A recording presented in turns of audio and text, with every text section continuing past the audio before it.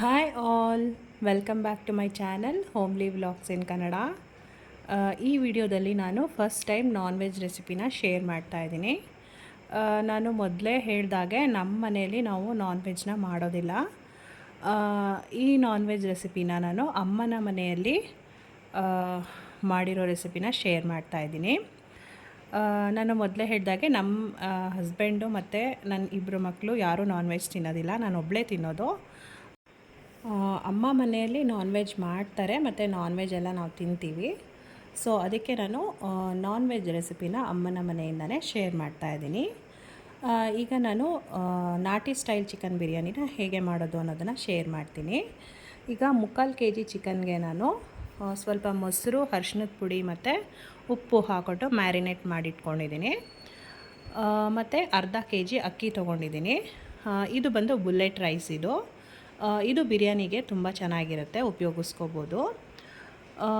ಇಲ್ಲಿ ನಾನು 1 ಹಿಡಿಯಷ್ಟು ಪುದೀನ ಸೊಪ್ಪು ತೊಗೊಂಡಿದ್ದೀನಿ ಮತ್ತು 1 ಹಿಡಿಯಷ್ಟು ಕೊತ್ತಂಬರಿ ಸೊಪ್ಪು ಮತ್ತು ಶುಂಠಿ ಬೆಳ್ಳುಳ್ಳಿನ ಸ್ವಲ್ಪ ಜಾಸ್ತಿನೇ ಹಾಕ್ಕೊಂಡ್ರೆ ನಿಮಗೆ ಫ್ಲೇವರ್ ತುಂಬ ಚೆನ್ನಾಗಿ ಬರುತ್ತೆ.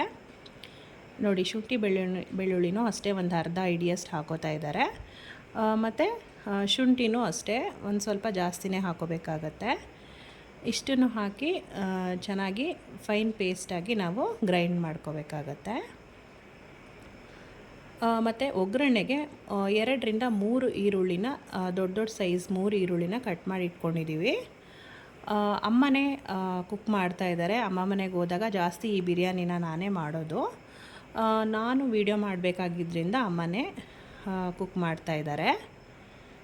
ನೋಡಿ, ಇದನ್ನು ಫೈನ್ ಪೇಸ್ಟಾಗಿ ನಾವು ಗ್ರೈಂಡ್ ಮಾಡ್ಕೋಬೇಕಾಗತ್ತೆ.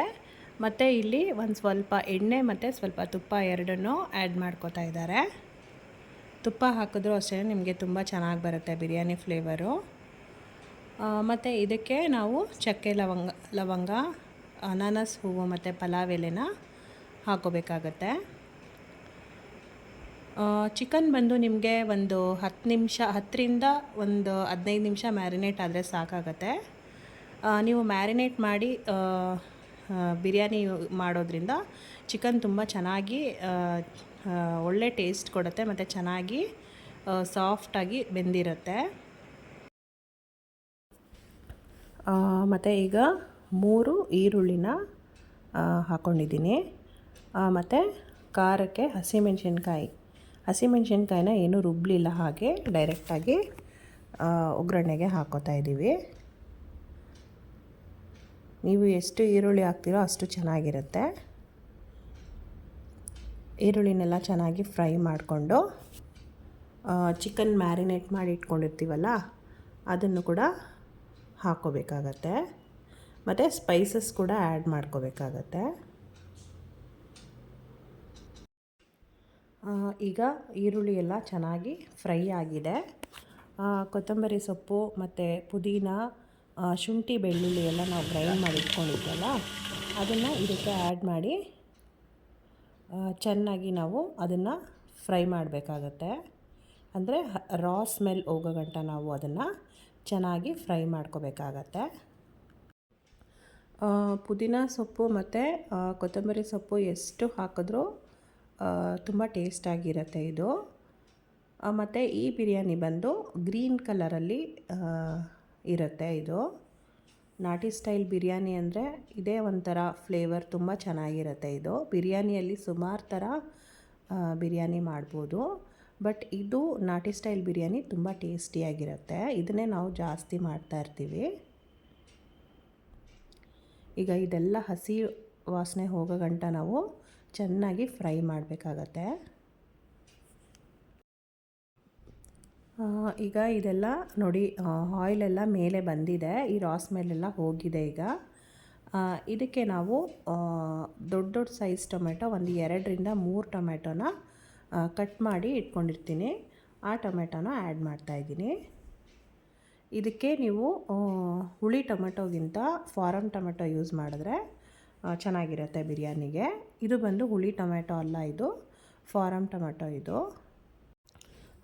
ಈ ಬಿರಿಯಾನಿಗೆ ಕಾಂಬಿನೇಷನ್ ಆಗಿ ಅಮ್ಮ ಚಿಕನ್ ಗ್ರೇವಿ ಮಾಡಿದರು. ಚಿಕನ್ ಗ್ರೇವಿನೂ ತುಂಬ ಚೆನ್ನಾಗಿ ಮಾಡ್ತಾರೆ. ಗ್ರೇವಿಗೆ ಕಾಯಿ ಏನೂ ಹಾಕಲ್ಲ, ಹಾಗೆ ಮಾಡ್ತಾರೆ. ತುಂಬ ಚೆನ್ನಾಗಿರುತ್ತೆ. ಆ ರೆಸಿಪಿನ ನಾನು ನೆಕ್ಸ್ಟ್ ವೀಡಿಯೋದಲ್ಲಿ ಶೇರ್ ಮಾಡ್ತೀನಿ ನಾನು. ಈಗ ಇದೆಲ್ಲ ಸಾಫ್ಟ್ ಆಗಿದೆ, ಟೊಮ್ಯಾಟೊ ಎಲ್ಲ. ಈಗ ಮ್ಯಾರಿನೇಟ್ ಮಾಡ್ಕೊಂಡಿರುವಂಥ ಚಿಕನ್ನ ಆ್ಯಡ್ ಮಾಡ್ಕೊತಾ ಇದ್ದೀವಿ. ಚಿಕನ್ ಮ್ಯಾರಿನೇಟ್ ಮಾಡೋದಕ್ಕೆ ಸುಮಾರು ಮೊಸರು ಹಾಕಿರ್ತೀವಿ, ಅದಕ್ಕೆ ಮತ್ತೆ ಬಿರಿಯಾನಿಗೇನು ಮೊಸರನ್ನ ಹಾಕೋತಾ ಇಲ್ಲ. ಇದರಲ್ಲಿರೋವಂಥ ಮೊಸರೇ ಸಾಕಾಗುತ್ತೆ. ಮತ್ತು ಸ್ವಲ್ಪ ಉಪ್ಪನ್ನು ಹಾಕ್ಕೊಂಡು ಇದನ್ನು ಅಷ್ಟೇ ಚೆನ್ನಾಗಿ ಎಲ್ಲ ಫ್ರೈ ಮಾಡ್ಕೋತಾರೆ. ಇದೆಲ್ಲ ಚೆನ್ನಾಗಿ ಫ್ರೈ ಆದಮೇಲೆ ನಾವು ಈಗ ಇದೆಲ್ಲ ಚೆನ್ನಾಗಿ ಫ್ರೈ ಆಗಿದೆ. ಇದೆಲ್ಲ ಚೆನ್ನಾಗಿ ಫ್ರೈ ಆದಮೇಲೆ ನಾವು ಸ್ಪೈಸಸ್ನ ಆ್ಯಡ್ ಮಾಡ್ಕೊಳ್ಳೋಣ. ಈಗ 1 ಟೀ ಸ್ಪೂನು ಧನಿಯಾ ಪೌಡರ್ನ ಆ್ಯಡ್ ಮಾಡ್ಕೋತಾರೆ. ಮನೆಯಲ್ಲೇ ಮಾಡಿರೋವಂಥ ಧನಿಯಾ ಪುಡಿ ಇದು. ಮತ್ತು 1 ಸ್ಪೂನು ಗರಂ ಮಸಾಲ ಪೌಡರ್ನ ಆ್ಯಡ್ ಮಾಡ್ಕೊಳ್ಳೋಣ.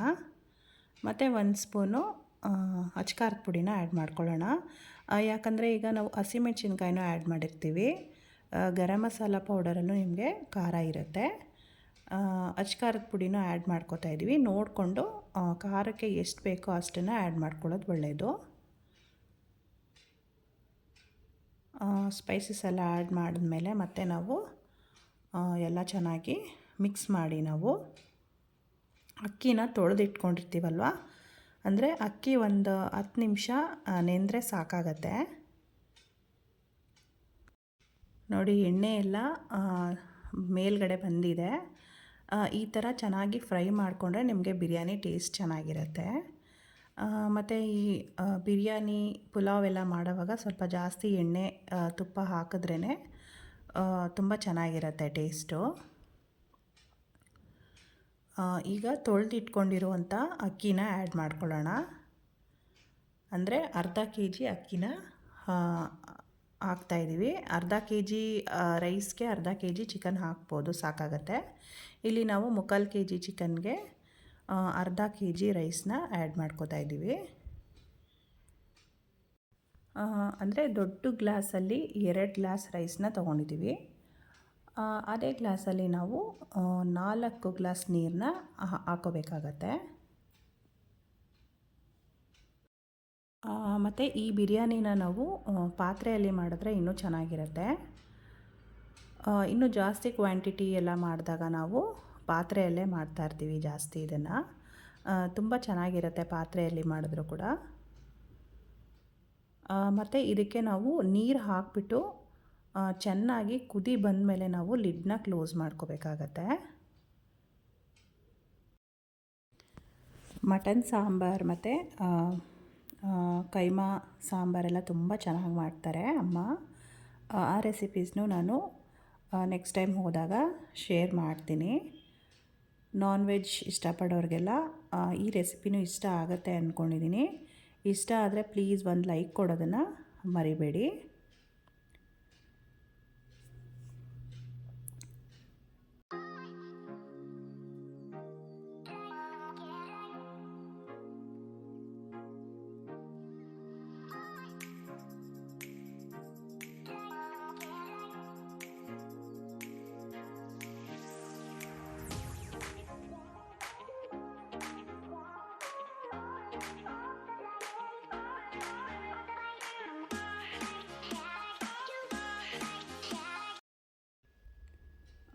ಈಗ ಆಗಲೇ ಹೇಳಿದಾಗೆ 2 ದೊಡ್ಡ ಗ್ಲಾಸ್ ಅಂದರೆ ಅರ್ಧ kg ರೈಸ್ಗೆ ಅದೇ ಗ್ಲಾಸಲ್ಲಿ 4 ಲೋಟ ನೀರನ್ನ ಹಾಕ್ಕೊಂಡಿದ್ದೀನಿ.